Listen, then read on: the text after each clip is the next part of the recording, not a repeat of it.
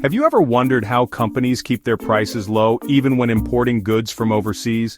Well, buckle up, because we're about to delve into the wild world of tariff engineering. It's kind of like a magic trick, but instead of pulling a rabbit out of a hat, companies pull cost savings out of thin air. Tariff engineering is all about legally minimizing import taxes, also known as tariffs. See, every product imported into the US gets slapped with a tariff based on a complex system called the Harmonized Tariff Schedule. It's like a giant menu of taxes with thousands of categories and subcategories.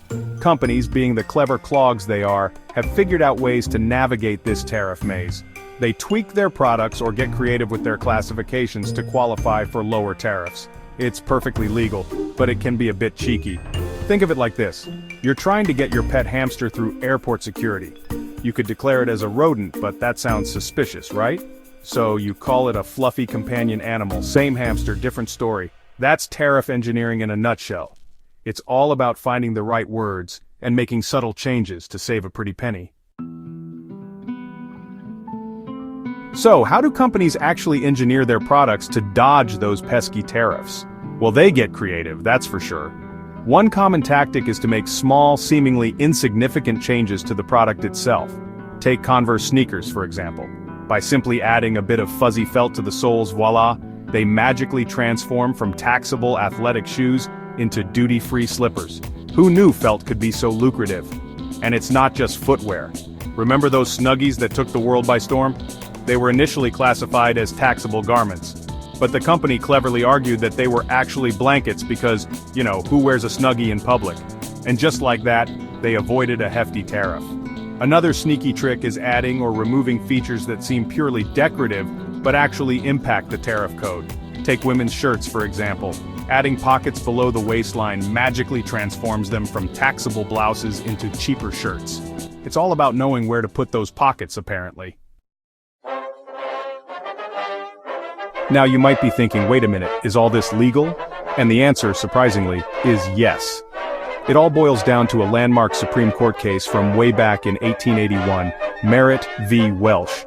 This case established that as long as the product modifications are genuine and not just a sham to avoid tariffs, it's all fair game. Basically, if you can argue that your felt-soled sneakers are genuinely meant for indoor use, you're in the clear. Of course, there are limits. Companies can't just slap a Made in the USA sticker on a Chinese-made product and call it a day. Customs officials are no fools, and they're pretty good at sniffing out blatant attempts at deception. But the line between clever engineering and outright fraud can be blurry.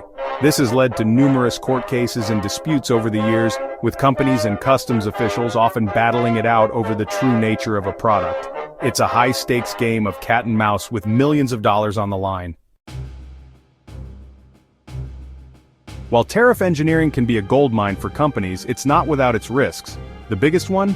Getting caught by those eagle-eyed customs officials. If customs suspects foul play, they can reclassify your product, slapping you with a hefty fine and back taxes. And believe me, you don't want to mess with the IRS. Then there's the risk of competitors crying foul. Remember those Converse sneakers we talked about? Well, other shoe companies weren't too happy about Converse's fuzzy loophole. They argued it gave them an unfair advantage. And you know what? They had a point.